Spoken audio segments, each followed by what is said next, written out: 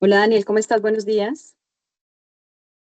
Hola, muy buenos días para ti y para todos. ¿Cómo vas? Muy bien, ¿cómo les acaba de ir? Todo muy bien, muchas gracias. Vale, entonces, si quieres, compartimos pantalla para saber que tienes el permiso, ¿ok? Por favor. Ahí ya tienes el permiso.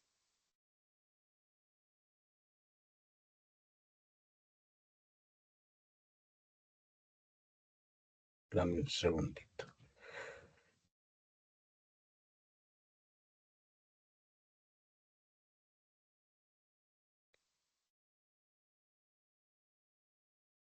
Bien, sí.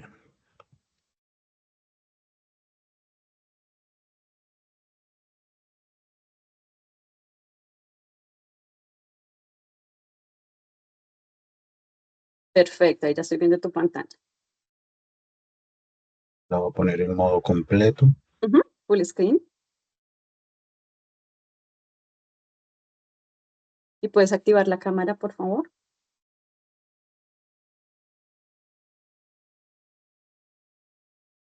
Perfecto, listo. Súper, genial, de una. Ahí ya estamos, ok. Entonces, vamos a ver unos minuticos de espera y arrancamos, ¿vale? Vale, Si quieres, puedes dejarte compartir, puedes ir por tu cafecito y ya nos encontramos de nuevo.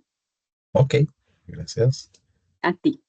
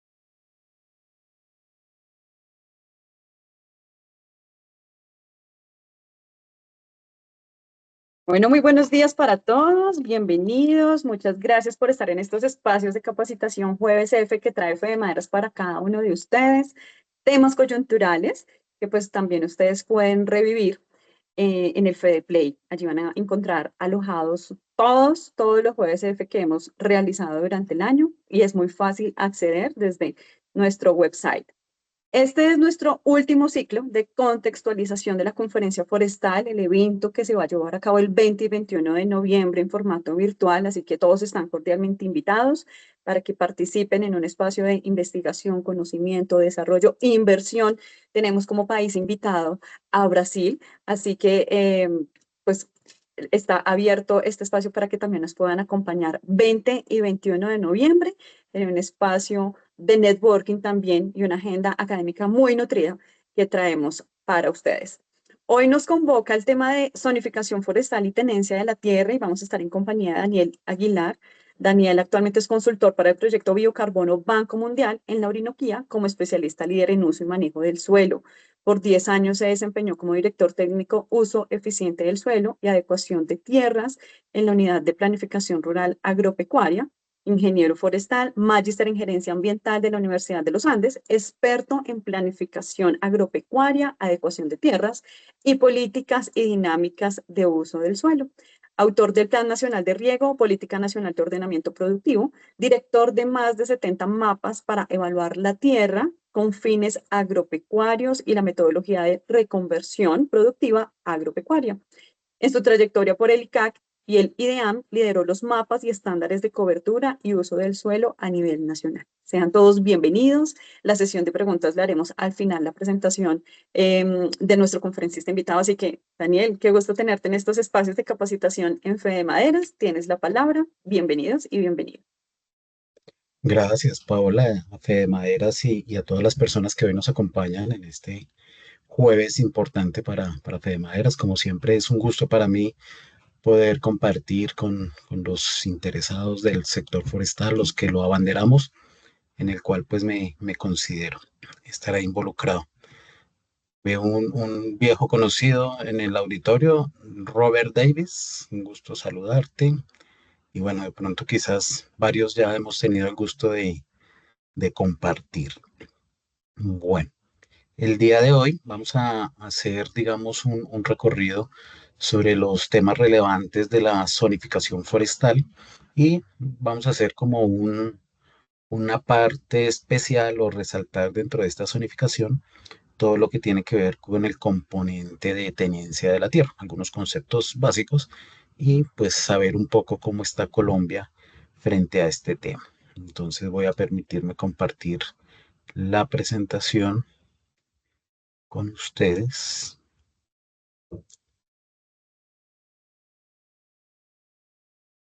Que pueden indicar si ya la estamos viendo. Confirmado. Confirmado, Sí, sí, señor, señor. confirmado. Bueno, muchísimas gracias. Bueno, como ustedes saben, los procesos de zonificación que se adelantan en la UPRA como entidad adscrita al Ministerio de Agricultura, yo trabajé allí por un buen tiempo, ya estoy en otro rol. Sin embargo, pues conocedor un poco de los detalles y alcances de los que tiene este tipo de trabajos, pues vamos a aprovechar la jornada de hoy para compartir, aclarar dudas o algunos conceptos que ustedes quisieran también revisar. Al final, digamos, de la sesión, podemos tener un tema de preguntas. Más adelante les comento un poco porque tengo una versión, digamos, apenas como para 45 minutos, una hora de presentación. Sin embargo, si hay dudas sobre algunos de los componentes de estas zonificaciones, en la misma presentación, la cual también se les va a compartir, estarían los apartes para poder hablar sobre algunos criterios o variables que ustedes estuvieran interesados en profundizar. A ver, en materia. Listo. Es muy importante cuando se hacen los trabajos de zonificación y modelación espacial, eh, tener claros, digamos, los alcances y los límites que pueden llegar a tener estos trabajos y muchos de ellos tienen que ver con lo que está relacionado con la escala o la resolución espacial de estos modelos, ¿sí? Que es como el nivel de detalle. Entonces, estas zonificaciones que son, digamos, indicativas a nivel nacional, por lo general se trabajan a escala 1/100.000 y otra, digamos, de las razones fundamentales y estructurales es que una de las variables críticas para desarrollar este tipo de insumos son los estudios de suelos que desarrolla el Instituto Geográfico Agustín Codazzi, el IGAC. Ellos, aunque han venido trabajando de forma importante en algunas regiones para hacer estudios a escalas 25.000 y 10.000, pues todavía no cuentan con una cobertura de tipo nacional. Entonces, pero a nivel de todo el país sí están los estudios 1 en 100.000. Entonces, digamos que casi que esa es una de las variables que hace o que, digamos, limita el trabajo desde el punto de vista escalar. Sin embargo, hay que ser claros que para una escala de país y para la dimensión de los negocios forestales que trabajamos es más que pertinente. Sin embargo, obvio, pues ya cuando uno entra a nivel de ingeniería, de proyecto, de plantación muy particular, pues ya hay que hacer estudios incluso más detallados de suelos. Sin embargo, como lo decimos, esto es indicativo, esto permite orientar la política, inversiones y entender un poco la dinámica en el contexto colombiano. Toda esta información se realizó con información secundaria oficial, no en ningún momento, digamos, se generó información propia. Todos los trabajos y demás fuentes estadísticas pertenecían a otras entidades y organizaciones que sobre todo tengan ese carácter de oficialidad. Mencionaba, es indicativo ya para proyectos y hacer una evaluación de ese nivel, a tipo de predio, pues hay que hacer estudios complementarios. Es aplicable, digamos, para todas estas políticas sectoriales. Sabemos que el sector forestal en particular necesita un refuerzo. Este mapa que vamos a ver no es solamente la política, ya se desarrolló todo un plan, digamos, de ordenamiento para el sector forestal comercial del país, una política de 20 años que busca, digamos, llegar o alcanzar que Colombia pueda tener 1,5 millones de hectáreas en bosques plantados como un gran derrotero y sin embargo pues bueno, ahí han habido algunos reveses para su implementación. También digamos que puede apoyar los procesos de actualización normativa, donde colocar los diferentes incentivos o la formulación de nuevos. Eso también hizo parte de la política que se estructuró y priorizar la consolidación de los núcleos de desarrollo. Ustedes saben que hay varios núcleos de desarrollo en el sector forestal en Colombia y pues la idea es poder a través de ellos entender la dinámica de los mercados y darles énfasis también a estos núcleos desde esa perspectiva. Orientar, digamos, inversiones de escala nacional o regional y pues una herramienta fundamental para la planificación, no solo agropecuaria, sino del ordenamiento territorial, pues que permita también tener, digamos, unas garantías del régimen jurídico que puede aplicar al uso del suelo ya a nivel de los municipios, en donde se reglamenta el uso del suelo rural. Bueno, como lo decía, no se aplica para proyectos puntuales de inversión, sí puede llegar a ser orientador, pero hay que hacer análisis complementarios y si bien orienta el plan de ordenamiento territorial, no lo regula. O sea, no podemos entender que una zonificación de este nivel esté ya determinando el uso del suelo. Eso solamente ocurre en los POTS, planes de ordenamiento territorial de cada municipio, pero digamos la ventaja es que estos mapas, al ser de carácter oficial, de venir del Ministerio de Agricultura, pueden ser un buen insumo para que las alcaldías, a través de sus oficinas de planeación, adopten y tomen en cuenta estos insumos que se entregan para poder reglamentar el uso del suelo.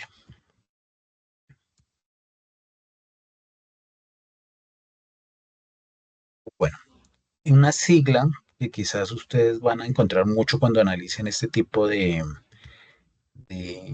mapas es el TUT.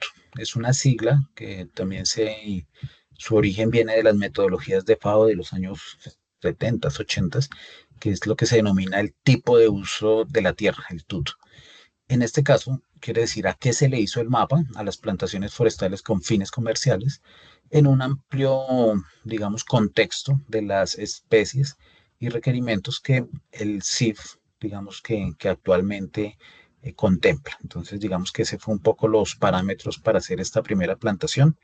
Sin embargo, Contarles que en la UPRA, posteriormente a este trabajo, se hicieron ya mapas a nivel nacional para las diferentes especies que son objeto del CIF. Entonces, ya si ustedes quisieran entrar a ver como tal, digamos, mapas de pinos o eucaliptos o otras especies que hoy están en el marco del certificado de incentivo forestal, también los pueden descargar desde la UPRA ya viéndolos especie por especie. Entonces, este es un contexto ya de forma general de país. Por lo general, para desarrollar estas zonificaciones, se tiene un proceso metodológico, el cual, digamos, se enfoca en tres grandes componentes. Hay un componente físico, un componente socioecosistémico y otro socioeconómico. Es muy importante aclarar que lo que tiene que ver con el contexto eh, físico y ecosistémico, ellos sí determinan en qué sitios se puede desarrollar y en cuáles no. O sea, hay unos que van a restringir el uso del suelo, sin embargo, los socioeconómicos nunca van a restringir el uso del suelo. Se evalúan desde nivel alto, medio y bajo, pero lo que son los físicos y socioeconómicos tienen el medio, alto y bajo, pero también tienen el no apto. Entonces, estos dos son los únicos que le pueden, dentro del modelo, decir, allí no se puede hacer ese desarrollo, ya sean por temas técnicos o por temas también jurídicos, que en la parte ambiental o socioecosistémica, pues generan una restricción para el uso del suelo en términos forestales. Por lo general, la definición del TUF es que le estamos haciendo el mapa a las plantaciones, por eso es claro tenerlo. Y cuando ustedes quizás vean el TUF definido como tal para la melina o para una especie en particular, ya es solo para eso. Entonces, este que ustedes les voy a presentar es el que cubre, digamos, y con el cual se orientó la política Forestal Nacional. Y si quieren entrar a verlos por especies, ustedes desde la página de UPRA ya pueden poder descargarlos. Pero el principio y su metodología casi que es la misma, solo que ya, sobre todo en temas físicos y ecosistémicos, algunas especies podrán tener restricciones climáticas y edafológicas por lo general. Entonces eso va a cambiar la configuración de los modelos, por lo general, cuáles son especies de tierras bajas, de climas cálidos o de zonas altas. Eso es lo que va realmente, cuando ya se hace un TUT para cada especie, va a diferenciar.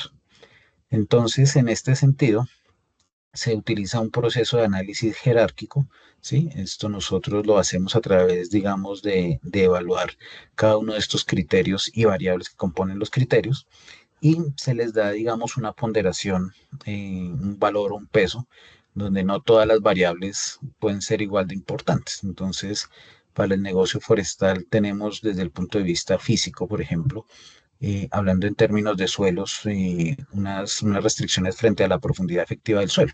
Entonces, suelos que quizás son muy pobres o poco profundos, pues no nos van a servir. Entonces, digamos que esa variable como tal, profundidad del suelo, puede tener mucho más peso que quizás otras. Por ejemplo, la disponibilidad del recurso hídrico. Entonces, cada una de estas variables que vamos a ver más adelante van a tener un peso y se los voy a explicar un poco. En ese sentido, la idea es que tanto el componente físico y ecosistémico se mezclen y entre ellos se genera como un mapa biofísico y posteriormente se cargan las variables de tipo socioeconómica. Entonces allí vamos a encontrar temas como la seguridad, la infraestructura, la mano de obra, el empleo, la institucionalidad, que nos pueden jugar a favor o en contra del sector forestal. Entonces, ese tipo de variables, como les decía, nunca van a restringir un territorio, mientras que las físicas o las ecosistémicas sí pueden generarnos en algún momento algún veto o alguna exclusión para desarrollar el modelo. Entonces, digamos, dentro de los métodos que se manejan, básicamente está la estandarización de la información. Como les conté, esto viene de muchas fuentes, de muchas entidades y digamos, parte de la calidad de un mapa tiene que ver mucho con este proceso y a veces no se tiene en cuenta, ¿no? Hay que mirar los datos, datos anormales, datos que faltan, hay series estadísticas y modelos estadísticas que permiten generar esta información faltante. Hay que hacer la espacialización de cada dato porque una cosa es que te llegue una tabla de Excel con cifras y a eso hay que volverlo un mapa. Entonces hay que llevarlos a expresarlos, digamos, dentro de cada criterio a nivel geográfico. la ponderación y la calificación de estos criterios que les contaba, y pues se incorporan estas zonas de exclusión o de tipo técnico legal que puedan generar el modelo. En conclusión, digamos, la combinación y este proceso metodológico permite tener un mapa que nos dice qué tan apta o no es una zona para el desarrollo, digamos, de plantaciones forestales con fines comerciales. Esto no tiene nada que ver con bosques naturales, simplemente lo aplica para los bosques que son plantados.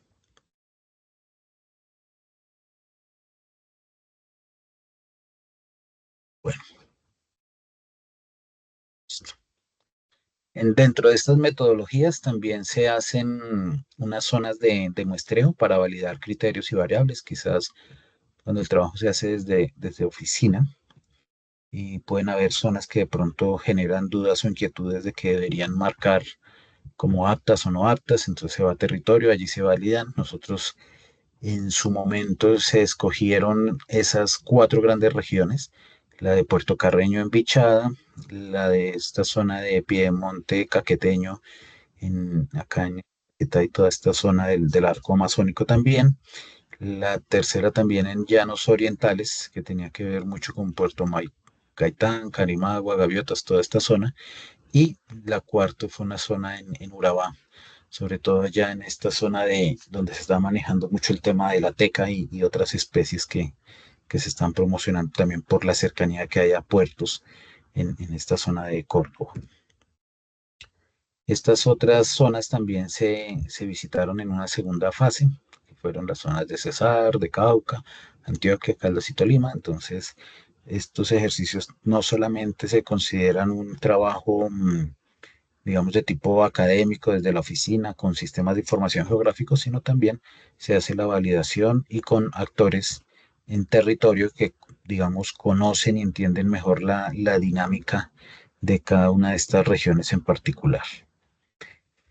Entrando un poco ya en materia, haciendo un zoom sobre el componente físico en la metodología, básicamente tenemos tres grandes categorías, unas asociadas al clima, otras a los suelos y otras a la parte ya de la morfodinámica. Entonces, dentro del clima, las variables que entran a jugar son la temperatura, la precipitación, el índice climático. En el términos de suelos está, como les contaba, la profundidad efectiva, la humedad, es importante. Esta humedad a su vez tiene variables como el drenaje natural y el régimen de humedad, que tienen que ver mucho con los procesos de encharcamiento, la disponibilidad de nutrientes como temas de pH, fertilidad, clases de textura, grado de erosión pendiente, y la morfodinámica también tiene que ver con la susceptibilidad a los deslizamientos, inundaciones o amenazas volcánicas.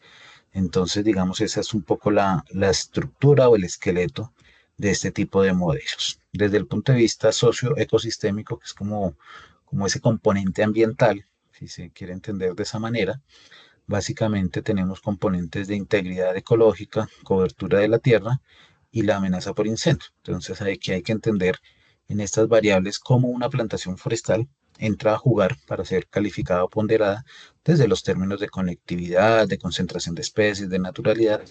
Para ustedes no es un secreto que a veces la falta de conocimiento y entendimiento del negocio y el desarrollo de las operaciones forestales, se habla y se tacha del monocultivo como algo pues perverso o no deseado. Sin embargo, aquí estos modelos gozan de entender que también pueden jugar a favor en términos de conectar áreas que quizás fueron fragmentadas antrópicamente y pueden llegar a jugar incluso a favor como un área de ese corredor biológico y todo esto. Entonces, estos temas también, digamos, fueron parte importante, digamos, del tema, digamos, de la zonificación, al igual que la cobertura de la tierra, que son, digamos, estos mapas que nos indican cuál era el uso actual, digamos, de la tierra en general, y poder entender cómo son esas dinámicas y ahora que está tan de moda este tema de la deforestación, entonces que se deforesta, entra los pastos con la ganadería, luego que pasa el arroz, luego la palma, hay una serie de transiciones. Entonces la idea es entender un poco bien cuáles coberturas de la tierra juegan a favor con el negocio forestal y cuáles coberturas no se deberían, digamos, cambiar o alterar para incorporar un negocio forestal. Entonces son temas ya desde esa dimensión un poco más ambiental.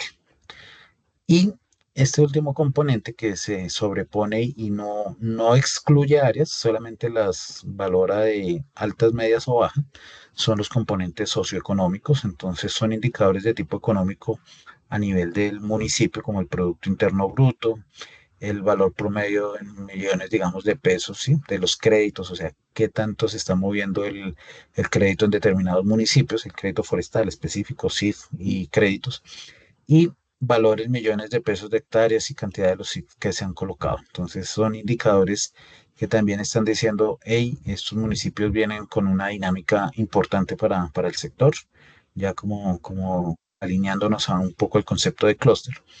El costo de la tierra y la distribución y tamaño de predios, que ahorita vamos a hablar un poco en detalle, que es parte hoy, digamos, del énfasis que le queremos dar a esta zonificación que quizás muchos de ustedes ya también la conocen. Entran las variables como el costo de la tierra, ¿sí? Entonces allí, entendiendo que es el valor promedio de la hectárea en el municipio, ponderada por el periodos, digamos, que se han manejado. Eso ya lo vamos a hablar en detalle. La distribución y el tamaño de los predios, entender un poco cómo es este concepto de la distribución y también lo que tiene que ver como esto de lo que llamamos predios pequeños, medianos o grandes, cómo es un poco esta dinámica y esta escala, cómo se estructura aquí a nivel nacional. La infraestructura y la logística son temas muy importantes para el negocio forestal, la cercanía vial, fluvial. Muchas veces sabemos que no tenemos las vías que requerimos y el tema fluvial juega también un papel muy importante en esto. La cercanía de los puertos marítimos y fluviales, dependiendo de si estamos frente a temas como exportación, no es lo mismo estar a 150 kilómetros de un puerto exportador como lo están en Córdoba, o estar en Altillanura, pues donde tenemos retos mayores y se está pensando en la navegabilidad pues por el Orinoco. Entonces hay que tener eso muy claro, que no es imposible, hay retos, pero hacia allá es donde están también las oportunidades. La cercanía a los centros de transformación de la madera, ¿sí? La interconexión eléctrica, entender un poco si se cuentan las características. Esto lo que va haciendo es sumar o bajar puntos, digamos, en la medida que estas condiciones juegan a favor. De esta forma, básicamente es donde ustedes van a encontrar en esta clase de mapas unas leyendas donde van a encontrar estas convenciones o estas categorías, que es la A1, que es lo que se conoce como zonas de alta aptitud. Quiere decir que todas estas variables que les comenté hace un momento tienen casi que todas y muy pocas le juegan en contra. Y en la medida en que vamos bajando de una A2, que es una aptitud media, a una aptitud 3, no quiere decir que no sea apto, es apto. Simplemente que estas condiciones que vimos quizás se van poniendo un poco más complejas y puede entenderse que se vuelvan un costo, ¿sí? Para el inversionista, dado que de pronto las condiciones no están y hay que también o suplirlas o entrar a jugar en ese contexto. Entonces, esa es un poco la lógica y el entendimiento del mapa, que tiene esos tres niveles. Todas son aptas. A veces se malinterpreta que A3 es malo, que no es apto. No, es apto, solo que allí hay más limitaciones, ¿sí? O sea, va a ser un poquito más difícil jugar allí, pero no quiere decir que no sea apta, ¿sí? Porque a veces las personas creen que lo mejor es A1 como si A2 o A3 no existiera. Esto es importante, ¿sí? Digamos, muchas veces este debate en las zonas de Orinoquía pueden tener una gran actitud con temas a favor y en contra. Por ejemplo, el costo de tierra, la distribución puede jugar a favor porque pues el costo de una hectárea allí eh, es, digamos, muy por debajo de lo que se puede encontrar en otras zonas. Sin embargo, pues esto puede compensar algunas otras deficiencias. Entonces, esto hay que entenderlo también desde esa lógica de los proyectos, sus mercados y que están. El concepto claro es que A es apto. Hay otra categoría que se llaman las exclusiones, ¿sí? Y que son de dos tipos, las N1, que son zonas no aptas, quiere decir que lo que les comentaba que desde el punto de vista físico, suelo, clima o estas variables o ambientales, pues realmente hacen que el desarrollo forestal no tenga ahí digamos, la posibilidad de desarrollarse. Y también existen unas N2, o son exclusiones de tipo legal. Aquí, por ejemplo, ya es que, digamos que hay una norma que reglamenta el uso del suelo que de alguna forma u otra hacen prohibido el uso específicamente para el tema forestal. Y existen unas terceras categorías, que son las C, las condicionantes, que pueden ser de tipo legal o técnico. Estas zonas no quiere decir que usted no pueda desarrollar el proyecto, ¿sí? Sin embargo, allí hay una serie de condiciones especiales que usted debe tener claras, porque puede usted, por ejemplo, estar en un resguardo indígena y ser una zona apta, pero al estar allí, ¿no? En un resguardo indígena, tomándolo como ejemplo, no les prohíbe que haya un desarrollo forestal, pero sin embargo el inversionista debe saber que allí hay unas reglas de juego particulares y unos regímenes especiales, o si fuera una zona, por ejemplo, una reserva de la biosfera. Sí, eso no es un parque natural como tal que prohíba o restrinja el uso, pero hay un contexto importante. Entonces, estas condicionantes legales o técnicas es muy importante también que se tengan en cuenta en el momento de desarrollar o pensar o hacer la prefactibilidad de estos proyectos. Entonces, cuando hablamos de las grandes exclusiones legales que tiene Colombia, ¿sí? O sea, donde realmente el uso agrícola y particularmente forestal estaría prohibido, son estas que estamos viendo acá. Para muchos, casi que son todas las áreas del SINAP, del Sistema Nacional de Áreas Protegidas, donde están los parques regionales, áreas de reserva forestal protectora, distritos de conservación de suelos, entonces áreas de reservas naturales de la sociedad civil, las zonas de ronda de los 30 metros de las corrientes de agua, ¿sí? Entonces todos este tipo de temas, de zonas de interés arqueológico, de paisaje cultural, digamos, vienen un poco a entender que allí hay unas restricciones importantes. Entonces, digamos que a nivel nacional, de forma general, en Colombia, casi 23 millones de hectáreas pueden estar teniendo este tipo de exclusión legal. Y para lo que son las condicionantes, que quiere decir, se puede hacer, pero tenga en cuenta que hay unos regímenes especiales. Estamos hablando de que en Colombia casi hay 11 millones de hectáreas, casi el 44%, digamos, en términos generales de estas zonas que pueden ser habilitadas para este desarrollo. Entonces estamos hablando de todas las zonas del RUMNAP, que son los distritos de manejo integrado, áreas de recreación, las AICAS, en fin, resguardos indígenas, territorios, lo que les comentaba. No es que se prohíba acá, pero es importante que se tenga en cuenta que hay reglas de juego especiales en estas zonas. Bueno, cuando nosotros se está, digamos, desarrollando esta clase de modelos, y yo le decía que esto tenía un análisis jerárquico, y jerárquico quiere decir que no todas las variables tienen el mismo peso, ¿sí? Que quizás para algunos es más importante o pesa más tener carreteras que quizás tener agua o al revés. No, para mí es fundamental tener el agua o es fundamental la infraestructura y la logística. Entonces, este tipo de ponderaciones se hace también a nivel de expertos con muchas ópticas, no solamente bajo la óptica de inversionistas, sino también, pues, personas que, digamos, desde el punto de vista ambiental o técnico conocen, hacen parte de estos comités.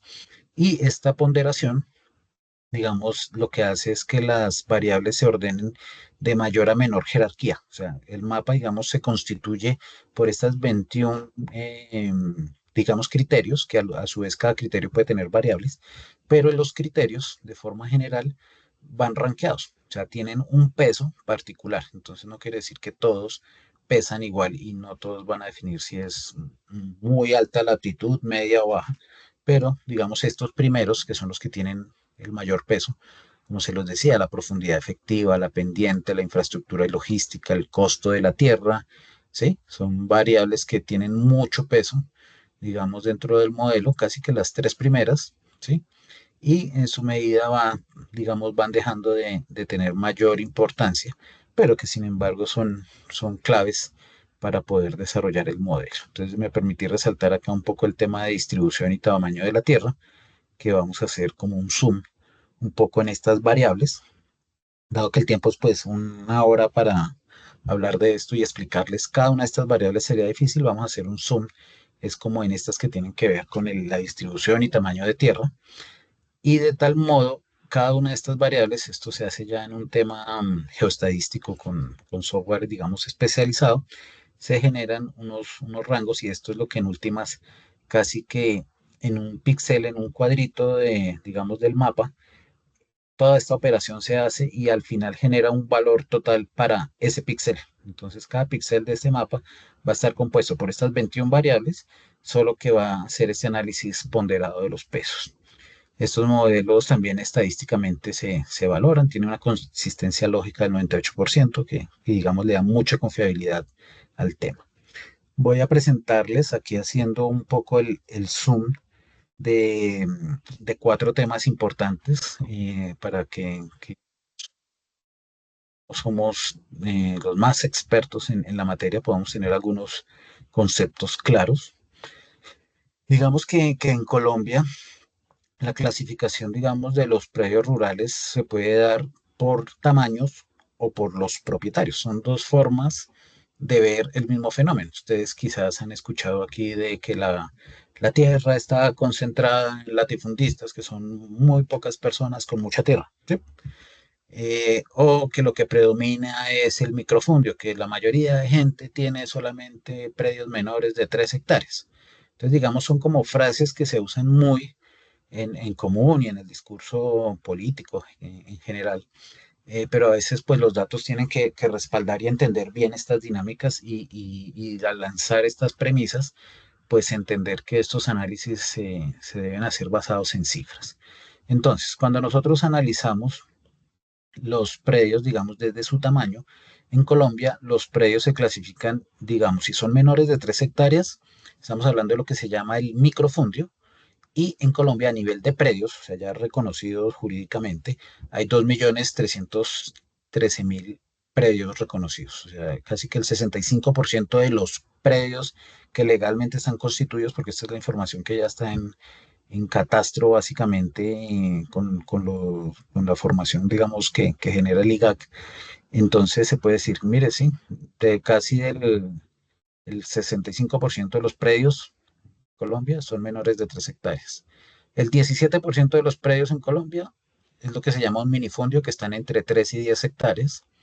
Lo que se llama los pequeños predios, que a veces se confunde esto con el pequeño productor, ¿no?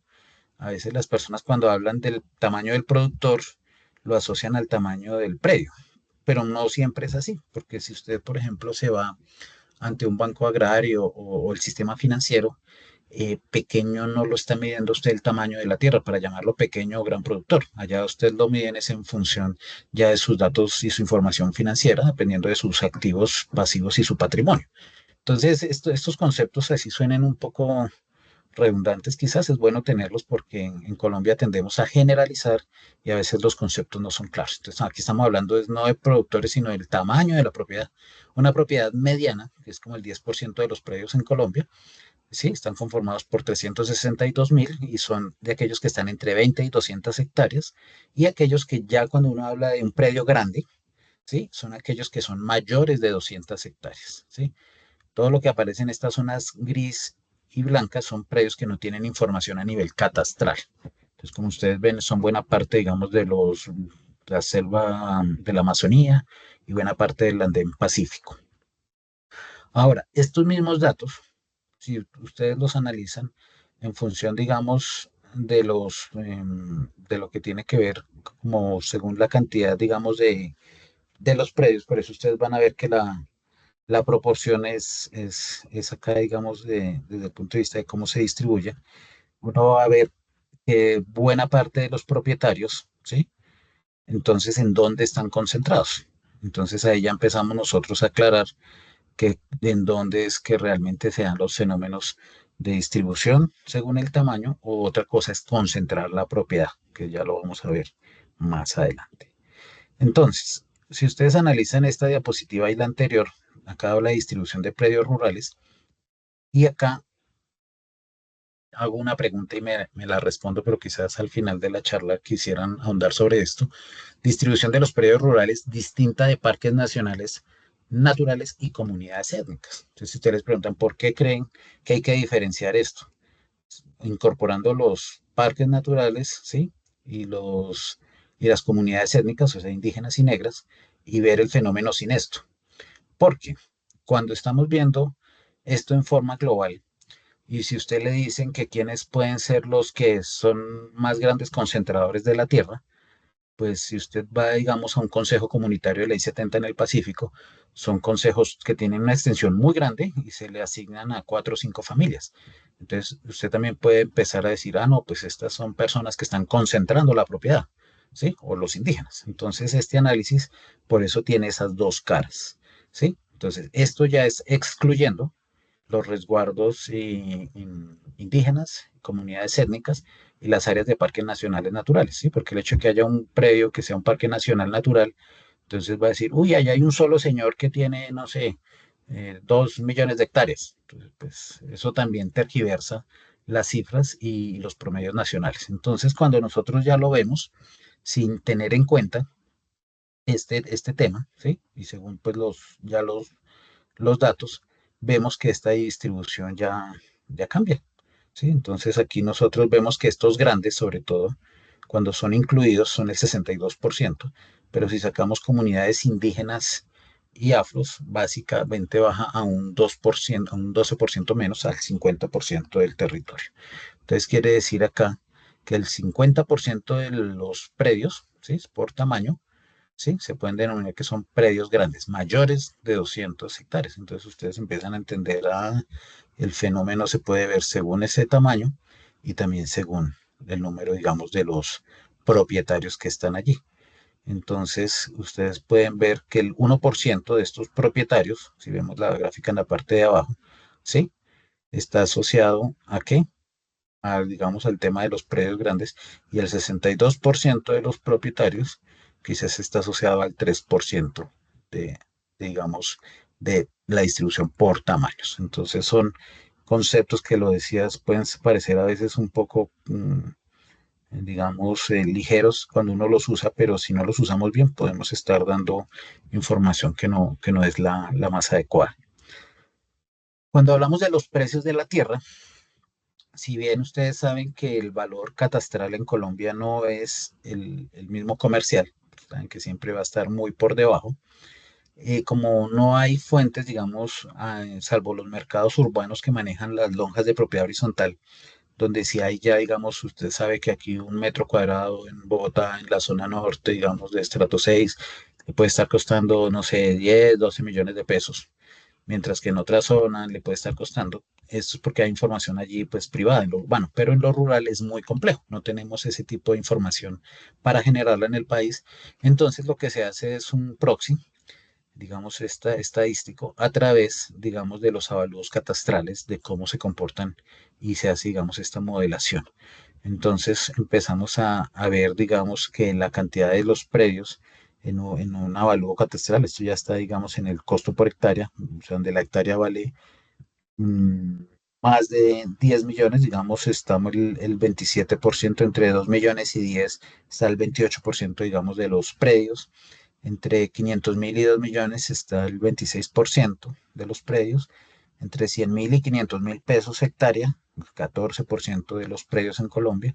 Y menores de 100.000, solamente el 4%. Entonces, si uno solamente se fuera a orientar por donde la tierra es más barata, esto es una aproximación, pero resaltando que dada la falta de información, sobre todo de cómo se comporta el precio comercial, se hace una aproximación quizás donde nos indica en dónde podemos encontrar mm, tierras más costosas o menos. Y esto, pues, como lo vimos en la priorización, el costo de la tierra también creo que estaba en un cuarto o quinto lugar de importancia para el desarrollo del negocio forestal.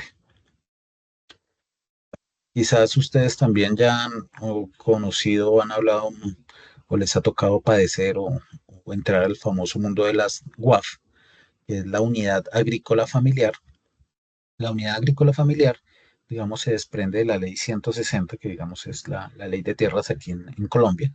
Y allí es donde se da este concepto de que una unidad agrícola familiar es aquella área de tierra que puede por lo menos garantizarle esos 2 salarios mínimos mensuales a un productor para que viva. Entonces, que cuando el Estado va a asignar esta tierra, que es de origen baldía, y origen baldía es que quiere decir es que es de la nación, no es que no es de nadie. ¿Sí? A veces las personas también confunden ese concepto. Entonces, hoy la Agencia Nacional de Tierras, anteriormente INCODER y demás entidades, y el INCORA, Ellos lo que hacen en su momento es determinar cuál es el tamaño de la UAF y eso es muy relativo, porque una cosa, ustedes pueden ver predios muy pequeños aquí en la sabana de Bogotá, un predio en Flores puede generar 100 empleos, ¿sí? Y es muy pequeñito y usted puede tener un predio gigantesco en los llanos, pero de pronto puede estar generando uno o dos empleos con suerte. Entonces, lo que vamos un poco a este concepto de la UAF era en el concepto de la reforma agraria cuál sería ese tamaño justo para darle a un productor en Colombia. Entonces se fueron por lo mínimo, que eso también es cuestionable, por eso es unidad agrícola familiar, pero es como la unidad mínima de tierra que debería darse, pero nunca dijo cuál es la máxima que debería darse. Entonces eso también tiene sus más y sus menos. Entonces lo mínimo es eso, una unidad del tamaño que logre a usted generarle dos salarios mínimos, pero eso depende en qué actividad. ¿Sí? Entonces, una cosa es estar en ganadería, otra cosa es si yo estoy, no sé, en un cultivo de maíz o qué sé yo, o si voy a tener un arreglo mixto. Entonces, esos modelos y esa metodología, la última que aprobó la Agencia Nacional de Tierras, la desarrolló UPRA y es con lo cual se está empezando a hacer la actualización de la UAF en Colombia. Entonces, cada región del país tiene diferentes tamaños de UAF y lo importante, un poco también en este análisis, era entender cuáles predios estaban por debajo de la UAF en cada una de las regiones. Entonces se encontró, sí, lo importante es que digamos, casi 3 millones de predios en Colombia están menores de la UAF.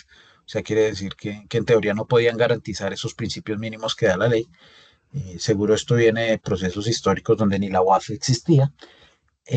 Casi 400.000 predios están, digamos, o corresponden al tamaño de la UAF. 251.000 predios están por encima de la UAF, ¿sí? Y bueno, y predios sin formar y manejando esto. Entonces, entendido esto, también hay un tema que para el sector forestal, y creo que ustedes lo conocen y lo han vivido, es que la reglamentación de la ley 160 pues prohíbe la acumulación de WAF. Quiere decir que un inversionista que quisiera para el sector forestal eh, necesidades, unos requerimientos particulares de un bloque de tierra importante, no sé, de sumar 5.000 hectáreas, 10.000, pues no hay un predio que solo lo haga. Entonces, si llegase a comprar de origen de la UAF más de una UAF, pues se configura un fenómeno jurídico ahí que se llama concentración o acaparamiento de tierras. Y eso pues tiene un problema. Entonces, hay muchas otras formas para asociarse, para cuentas en participación. Digamos que la ley no lo obliga a usted a comprar, pero sí es un tema que hay que ser cuidadoso de no adquirir más de una UAF, porque digamos se puede meter en un complejo ahí tema jurídico. Y digamos, para hablar un poco de los tipos de propietarios rurales, ¿sí? Entonces, volvíamos un poco a este tema de que quiénes son los dueños o en manos de quién podría estar la tierra. Entonces, hablamos que comunidades negras indígenas tienen 3.572 predios que corresponden al 0,1%, ¿sí? Los predios hoy están a título del Estado, como tal, que tiene escrituras que están a nombre digamos, del tema público, son 136.736 predios y los predios particulares que ya son de personas normales son el 95% de los predios. Entonces, esta es una visión desde los predios, ¿sí? Entonces, son fotografías de Colombia que nos van permitiendo entender cómo se dan estas dinámicas.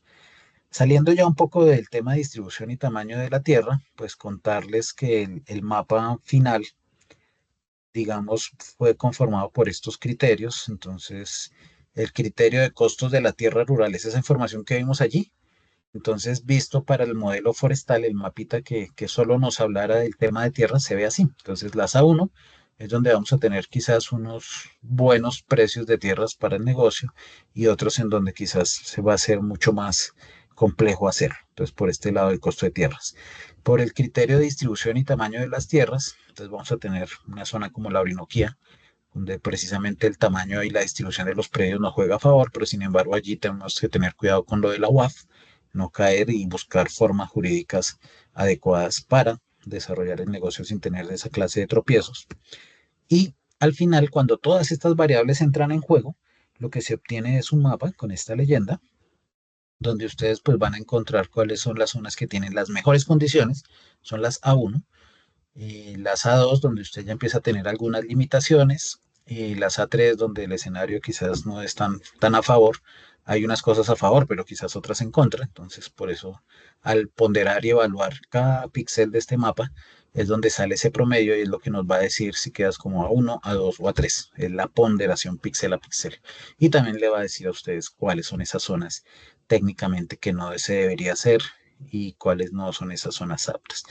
Digamos que en conclusión, digamos general, Colombia pues tiene en términos aptos sus tres aptitudes A1, A2 y A3, 24.800.000 hectáreas para el desarrollo del sector forestal en diferentes grados, con diferentes enfoques en los mercados. Ustedes saben que el enfoque ahora en los mercados de carbono pues viene casi que en un crecimiento muy importante, casi que a veces ni se piensa mucho en el tema forestal, digamos, de la madera como tal, sino más bien en como negocio principal la venta de bonos. Entonces, esto también tiene mucho que ver en la clase de mercado y negocio, si nos vamos a ir a un tema de madera cerrada o ya enfocándonos a subproductos particulares. Entonces, digamos, esto también tiene muchas lecturas que dárselas dependiendo de esos factores. De forma general, si viéramos las estadísticas, Antioquia es el departamento que concentra, digamos, la mayor cantidad de tierras con la mejor aptitud A1. Meta, por ejemplo, y Bichada tienen también grandes extensiones muy importantes. Digamos, Bichada solamente puede llegar casi a tener los 2.700.000 hectáreas en aptitud, pero es tres, ¿no? Ustedes saben que pues no tenemos vías, bueno, ahí hay una serie de limitantes, mano de obra, que hay que entrar a suplirlas, ¿sí? ¿Qué no juega a favor allí? Pues costo de la tierra y otras variables. Entonces, por eso les decimos que esto es un tema que compensan unas variables con otras, pero dependiendo de lo que el sector quiera y esté, digamos, desarrollando, pues puede darse.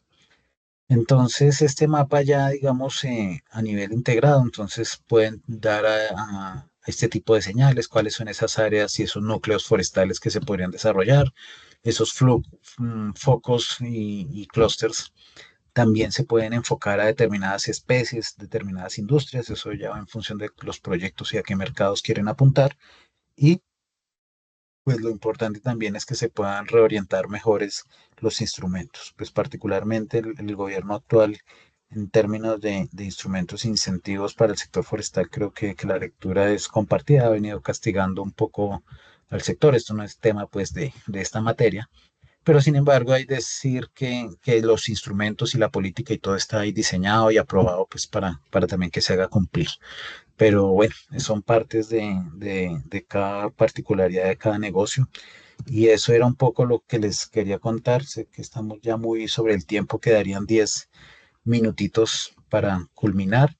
Al final, esta presentación yo se las comparto, se las dejo a Paola. Ustedes al final van a poder encontrar los diferentes mapas de cada uno de los criterios y variables. Sí, no se los presento porque el tiempo no nos daría, simplemente para que ustedes sepan que al final de esta presentación los van a encontrar y puedan entender la dinámica para cada uno de estos criterios que se desarrollaron de forma particular. Entonces, con esto cierro un poco esa parte de la intervención y no sé si estemos bien de tiempo, dudas, preguntas y con todo gusto poder aclararlas. Vale, bueno, pues en el chat no veo preguntas. Daniel, muchas gracias igual por este espacio. Si alguien quiere aprovechar estos minutos para alguna inquietud, también podemos activar el permiso de micrófono. Tan solo levantan la manita. Astrid. Buenos días, Daniel. Muchas gracias por la información compartida. Tengo una inquietud. Una de las variables que influyen en el análisis es la infraestructura vial. Esta es dinámica, pues las otras pueden ser más estáticas, pero esta es dinámica. ¿Hay se dejó en este momento algún planteamiento de actualización de este trabajo? Bueno, te cuento hasta donde estuve, que fue ya hace un año. Los últimos mapas que se hicieron ya por especies que ustedes pueden descargar, tienen ya mejorado ese concepto, ¿sí? Entonces sí se les actualizó con la última información en materia de infraestructura. Este que es como el que integraba y fue el primer mapa que integró todas las especies del CIF, seguro que tiene ya méritos porque habrá mucha información que ya ha mejorado. No han vuelto a hablar en UPRA de generar una nueva versión, pero lo importante creo que también es que si nos vamos a los mapas de cada especie, allí sí los vas a poder encontrar más actualizados en no solo infraestructura, sino las demás variables que hacen el mapa. Perfecto, muchas gracias. Con todo gusto. Muchas gracias. Bueno, por acá estoy viendo una pregunta en el chat. Mauricio, gracias por la presentación. Una duda, ¿se tiene contemplado incorporar algunas variables de cambio climático o proyecciones de escenarios? Bueno, sí, pero no hacen parte de este propio modelo. Estos modelos por lo general se desarrollan en toda la parte climática con las series históricas del clima que ya pasó. ¿Sí? O sea, es toda la historia del clima, pero ustedes han venido notándolo y todos creo que lo hemos venido viviendo, pues que la variabilidad es lo que está aumentando, ¿sí? Entonces nosotros tenemos no solamente años niño o niña, ¿sí? Que ahí ya entramos a hablar un poco de variabilidad climática y también enfrentar un poco los escenarios de cambio climático, ¿sí? Que ya están hechos un poco más a 20 años. Entonces, en la UPRA ustedes pueden consultar, en su momento no lo habían hecho para forestal, lo han hecho para otros mapas. Es un mapa adicional de la perspectiva que se hace a futuro, entendiendo cómo va a jugar el clima, si a favor o en contra. Entonces sé que en UPRA lo hicieron para el arroz, para el tema de los pastos, para el tema de la papa, pero digamos la metodología ya está hecha. Lo que podrían hacer ustedes es hacer un acercamiento institucional, entender y conocer un poco la metodología que ya está establecida y quizás hacer un poco de fuerza para que priorizaran forestal, ver cómo puede verse afectado o a favor en unas zonas o en contra en otras, porque por lo general cuando hacemos estos mapas modelados a futuro, con el clima, digamos, del futuro o con el clima de un año niño o con el clima de un año niña, es donde la foto cambia. Entonces uno puede saber que hay zonas que a pesar de esto se van a mantener con una muy buena aptitud. Hay otras zonas que van a perder aptitud, quizás zonas A1, pero frente a cambio climático pueden bajarse a A2 o A3. Y hay zonas que les pasa el fenómeno contrario, que pueden estar en A3 y suben una categoría, se vuelven A2 porque el cambio climático les jugó a favor. Eran zonas secas que de pronto ahora van a tener agua, por decir algo. Entonces, esas metodologías ya están hechas. Hasta donde tengo entendido, para forestal no lo habían hecho, pero pues creo que el gremio y si hay un contacto con la organización se puedan también desarrollarlos para específicos para forestal. Muchas gracias. Ahora vamos a dar la palabra a Aramit. Aramit, buenos días.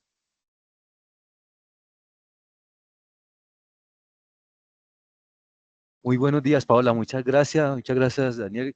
Pedirles excusas por haberme conectado tan tarde, pero a esta importante conferencia, pero bueno, alcancé a ver un cuadro que presentaba Daniel sobre las áreas aptas ¿eso eran áreas aptas de qué? ¿De reforestación o de aprovechamientos en cada departamento? ¿Es que el mapa o me hablas El, de... la, no, la estadística que usted mostraba, Sí, son, sí, son áreas, son áreas pero para aptas, o sea, aptas para aptas desarrollar para... plantaciones forestales comerciales. No tanto como, eh, pues incluían todas sus etapas, ¿no? El aprovechamiento, el establecimiento, pero en general es la aptitud que hay para desarrollar plantaciones forestales comerciales. ¿Y cuál fue la metodología, Daniel, que utilizaron para esas conclusiones, para ese estudio? No, para el estudio, muy rápidamente, pues en la presentación que igual les voy a compartir. Es que ya me preguntaba, Sí, Daniel, es que, pues es que en Nariño, yo trabajo aquí en Pasto, trabajo para sí. la Fundación Suyusamo, una obra de la Compañía de Jesús en Nariño, pero vemos que en Nariño hay muchas áreas aptas la de reforestación.